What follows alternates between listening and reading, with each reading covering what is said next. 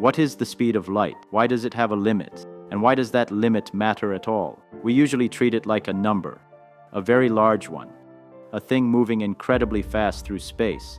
That picture feels natural, it feels obvious. But it's wrong, not completely, just in the way that matters. Here's the strange part. The speed of light is not really about light, it's about space, time, and what moving even means. So ask the real question. If the speed of light never changes, what has to change instead? The answer is time itself. To keep light constant, your watch must tick slower the faster you move. And space does not stay rigid, it compresses. The distance to your destination actually shrinks. Space and time are not a fixed stage. They are flexible. They bend to accommodate the speed of light. This limit protects the order of events. If you could break it, you could arrive before you left. Effect would precede cause. So c isn't just the speed of a photon, it is the speed of causality, the maximum speed limit of reality itself. We live in a universe defined not by infinite possibilities, but by this one singular, unbreakable limit.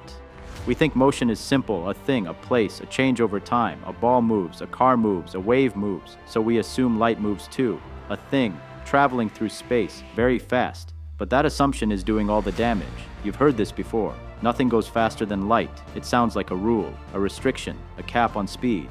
But that's not what it is. The limit is not about speed, it's about structure. Imagine you're inside a ship, no windows, just a flashlight. You turn it on, light crosses the room, you measure its speed. Now imagine the ship moving, very fast. Someone outside the ship is watching. From their perspective, the light takes a longer path. So it should be SL understanding usually fails at the moment we ask the wrong kind of question. We ask, how fast is light? But the deeper question is, what kind of universe needs a speed like that? Because the number itself is not the message. The message is that space and time are stitched together in a very specific way. Think about cause and effect. You flip a switch, the light turns on, cause, then effect. That order feels absolute, unbreakable, but it isn't guaranteed by logic alone. It's guaranteed by structure. The speed of light is the speed at which cause can influence effect. Not faster, not slower. Exactly that. Imagine if information could travel instantly. Then there would be no before and after, no sequence, no order. Events could loop back on themselves. An effect could prevent its own cause. Reality would tear itself apart. So the universe enforces a rule, not as a law written somewhere, but as geometry.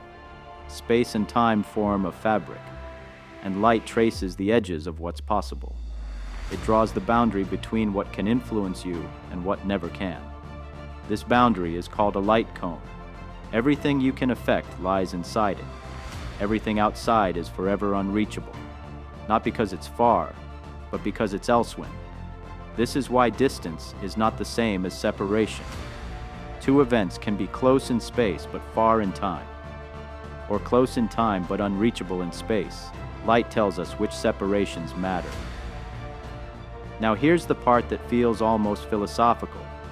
You don't move through space and through time separately. You move through space-time, always. Even when you think you're standing still, you're moving at full speed through time. That's why clocks tick. As you move faster through space, you must move slower through time. Not as a punishment, as a balance. The total motion is conserved. The speed of light is the conversion rate between space and time. This is why mass resists acceleration. It's not because mass is heavy, it's because changing your motion through space-time requires energy. Mass is frozen energy. Energy is flexible mass, different expressions of the same thing, and suddenly light fits. Light has no mass, so it doesn't experience time. It doesn't move through space-time the way objects do. It sits exactly on the boundary. Pure motion, pure connection. That's why asking what light experiences is like asking what does north experience. It's not a valid question. North isn't a place you can stop at. It's a direction. Light is like that, a direction in space-time. This is why nothing massive can reach the speed of light. Not because it's forbidden, but because you'd have to stop moving through time. And stopping time doesn't make sense for an object.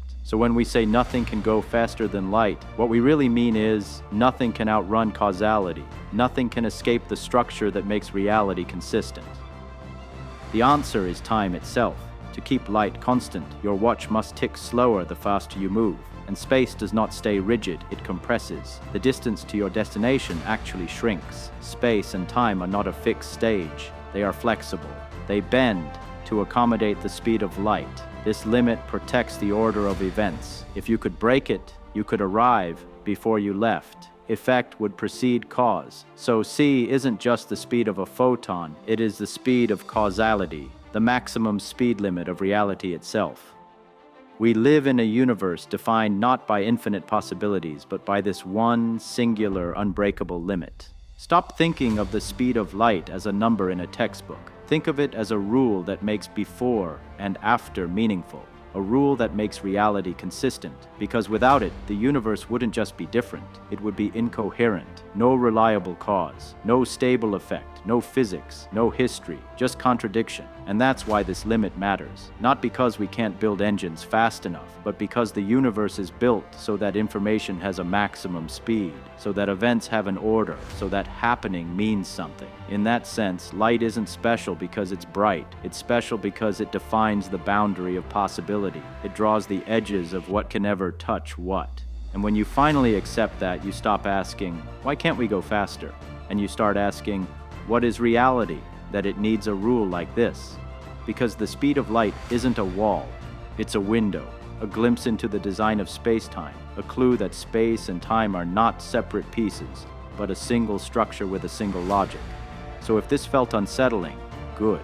That's not confusion. That's your intuition being updated. That's the sound of a simple picture collapsing and a deeper one taking its place. And here's the final thought. The speed of light isn't about light. It's about the fact that the universe has a shape, a structure, a way of keeping truth consistent from every point of view. Once you see that, you don't just learn a fact. You learn a way to think. And that's the real point. Because understanding isn't memorizing the number. Understanding is realizing what kind of universe could make that number inevitable.